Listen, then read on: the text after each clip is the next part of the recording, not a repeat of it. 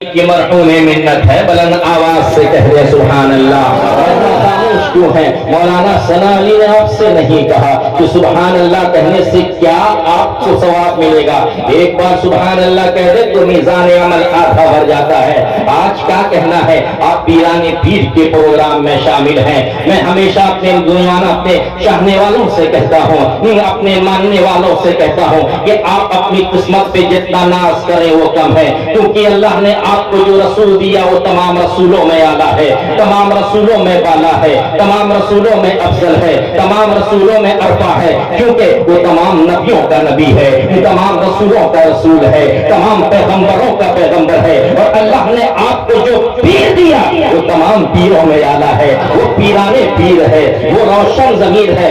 آپ ایسے پیر کے دامن سے وابستہ ہے جس پیر کے تعلق سے نبی کریم صلی اللہ علیہ وسلم کے مقدس تابعی یعنی سید التابعین، ان کا نام ہے حضرت اویس قرنی۔ ان کے زمانے میں بھی یہ خبر مل چکی تھی کہ ایک زمانہ وہ آئے گا رسول پاک صلی اللہ علیہ وسلم کے خانوادے میں ایک لڑکا پیدا ہوگا جس کا نام عبد القادر ہوگا۔ جب یہ کہے گا میرا یہ قدم تمام اولیاء کی گردنوں پر ہے، یہ سننے کے بعد پوری دنیا کے اولیاء کرام اپنی اپنی گردنوں کو جھکا دیں گے، کیونکہ مسلمان آپ اپنی قسمت میں جانچ کریں وہ کم ہے، کیونکہ صرف آپ ایسی امت، ایسے نبی کی امت ہے، ایک سی نبی کی امت ہے۔ اس نبی کی امت میں پیدا ہونے کے لیے انبیاء کرام نے بھی خواہش ظاہر کی۔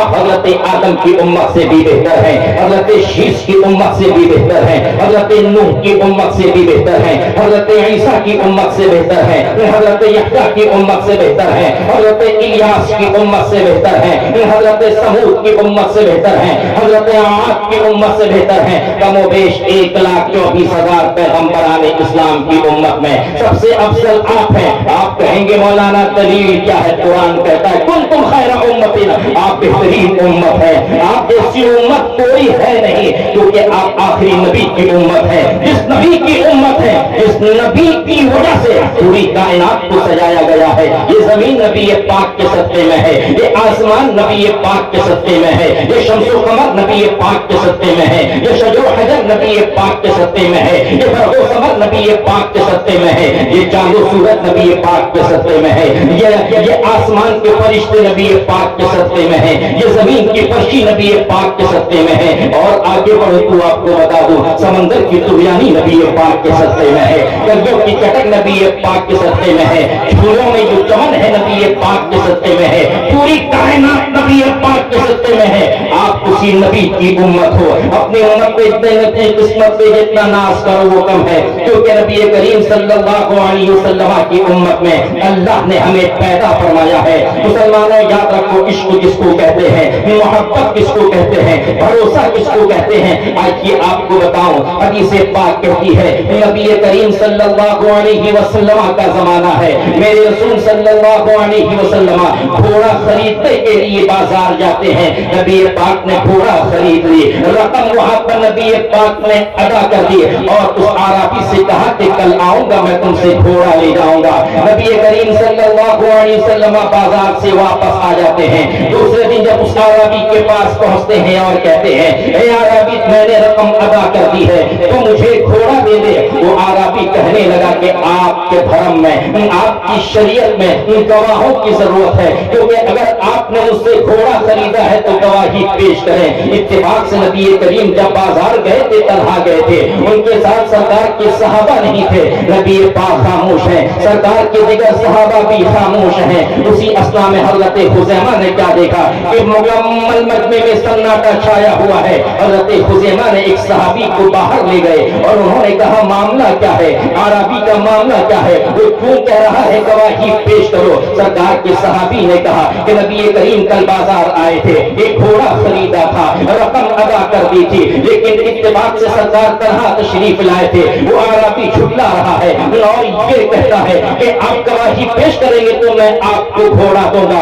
یہ سننے کے بعد حضرت خزیمہ نے کہا کہ یہ کون سی بڑی بات ہے، میں گواہی دے دوں گا کہ نبی کریم نے گھوڑا خریدا ہے۔ وہ مجمع میں جاتے ہیں اور یہ کہتے ہیں کہ عربی سن، میں اس چیز کی گواہی دیتا ہوں کہ نبی پاک نے گھوڑا خریدا ہے۔ یہ سننے کے بعد وہ عربی نبی پاک کو گھوڑا دیا اور چلا گیا. سرکار صلی اللہ علیہ وسلم کے مقدس صحابہ کی جماعت ہے, یہ ڈر سے چلا گیا اگر میں نہیں گیا تو کہیں یہاں پر حضرت عمر کی تلوار نہ نکل آئے, حضرت ابوبکر صدیق کی تلوار نہ نکل آئے, مولا علی کی تلوار نہ نکل آئے. یہ سوچتے سوچتے باہر چلا گیا. نبی کریم نے حضرت خزیمہ سے کہا, اے خزیمہ, کل جب میں بازار گیا تھا گھوڑا خریدنے کے لیے, تنہا گیا تھا, میرے ساتھ تم نہیں تھے, تم نے گواہی کیسے دے دی؟ گواہی کے لیے حاضر و ناظر ہونا ضروری ہے, یعنی موجود بھی ہو اور اپنے ماتھے کی آنکھوں سے دیکھا ہوا ہو. تم نے دیکھا نہیں تو تم نے گواہی کیسے دے دی؟ یہ سننے کے بعد حضرت خزیمہ نے کہا, بلند آواز سے کہے تو میں بولوں, بلند آواز سے کہے سبحان اللہ. حضرت خزیمہ نے کہا کہ یا رسول اللہ, یہاں پر دیکھنے کی بات ہے. آپ نے کہا خدا ایک ہے, ہم نے دیکھا نہیں مان لیا. آپ نے کہا جنت ہے, ہم نے دیکھا نہیں مان لیا. آپ نے کہا جہنم ہے, ہم نے دیکھا نہیں مان لیا. آپ نے کہا آسمان کے 7 طبق ہیں, ہم نے دیکھا نہیں مان لیا. آپ نے کہا کہ زمین کے نیچے 7 طبق ہیں, ہم نے دیکھا نہیں مان لیا. آپ نے کہا جبرائیل ہے, ہم نے دیکھا نہیں مان لیا. آپ نے کہا میکائیل ہے, ہم نے دیکھا نہیں مان لیا. آپ نے کہا اسرافیل ہے, ہم نے دیکھا نہیں مان لیا. آپ نے کہا اسرائیل ہے, ہم نے دیکھا نہیں مان لیا. یا رسول اللہ, حضرت آدم سے لے کے حضرت عیسیٰ تک جتنے بھی نبی اس دنیا میں تشریف لائے, آپ نے ان کی خبر دی, ہم نے دیکھا نہیں مان لیا. آپ نے یہ کہا کہ منکر نکیر آتے ہیں اور یہ کہتے ہیں من ربک ما دینک ما تقول فی شان ھذا الرجل, ہم نے دیکھا نہیں مان لیا. آپ نے کہا کہ دونوں کندھے میں کرامن کاتبین رہتے ہیں جو اعمال لکھنے پر مامور ہیں, ہم نے دیکھا نہیں مان لیا. یا رسول اللہ, اسی طرح آپ نے کہا کہ میں نے گھوڑا خریدا ہے, رقم ادا کی ہے, ہم نے دیکھا نہیں مان لیا.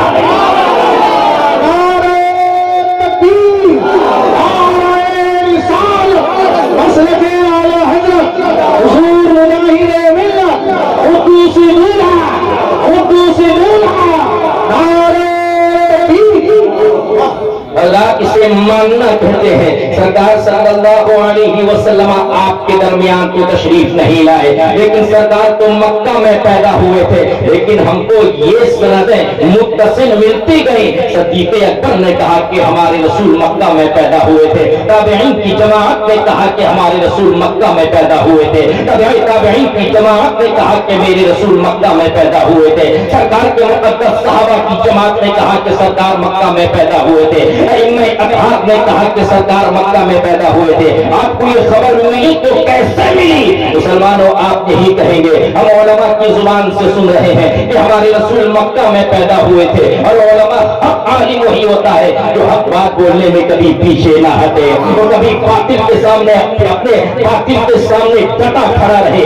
اسی کو عالم کہتے ہیں. جو حق کو چھپائے وہ عالم نہیں ہے, بلکہ وہ دھوکہ باز ہے, وہ جاہل ہے. اگر حق کو چھپانا مقصود نہ ہوتا, آپ کو بتاؤں تاریخ کیا کہتی ہے. نبی کریم نے مکے میں 40 سالہ زندگی گزاری. نبی پاک فرحان کی چوٹی پر کھڑے ہو کر نبی کریم صلی اللہ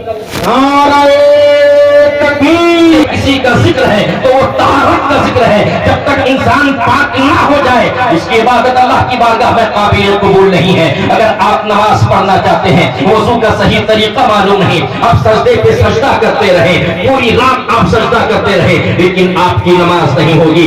وضو کا صحیح طریقہ معلوم نہیں ہے, آپ قرآن کو چھو نہیں سکتے, قرآن کو دیکھ کر اس کی تلاوت کر نہیں سکتے. اسی لیے ضروری ہے کہ آپ پہلے وضو کا صحیح طریقہ سیکھیں. والدین کے حقوق کیا ہے اس محفل میں بتایا جاتا ہے.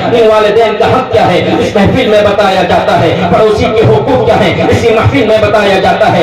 بہن کے حق کیا ہے اسی محفل میں بتایا جاتا ہے. بھائیوں کے حقوق کیا ہے اسی محفل میں بتایا جاتا ہے. یہ بھی بتایا جاتا ہے کہ علماء کا وقار کیا ہے, علماء کا احترام کس طرح کرنا چاہیے. پیر ہو تو کیسا پیر ہو, یا کوئی جاہل پیر ہو سکتا ہے, یہ بھی اسی محفل میں بتایا جاتا ہے. یہ بھی بتایا جاتا ہے. کچھ لوگ یہ کہتے ہیں کہ مولا علی صدیق اکبر سے افضل ہیں، لیکن محفل میں بتایا جاتا ہے کہ نہیں، افضل البشر بعد الانبیاء بالتحقیق، یعنی تمام بشر میں سب سے افضل کوئی ہے نبیوں کے بعد ابو بکر صدیق کی ذات ہے، عمر فاروق کی ذات ہے، عثمان غنی کی ذات ہے، مولا علی کی ذات ہے۔ کچھ لوگ یہ کہتے ہیں مولا علی افضل ہے، لیکن محفل میں بتایا جاتا ہے کہ نہیں، حضرت آدم سے لے کر قیامت تک جتنی امت ہے ان تمام امت میں سب سے اعلیٰ کوئی ذات ہے، سب سے ارفع کوئی ذات ہے، ان سب سے افضل کوئی ذات ہے، حضرت ابو بکر صدیق کی ذات ہے، وہ بھی اسی محفل میں بتایا جاتا ہے۔ میں آپ لوگوں سے کہنا چاہتا ہوں، بہت سارے چہرے ایسے ہیں،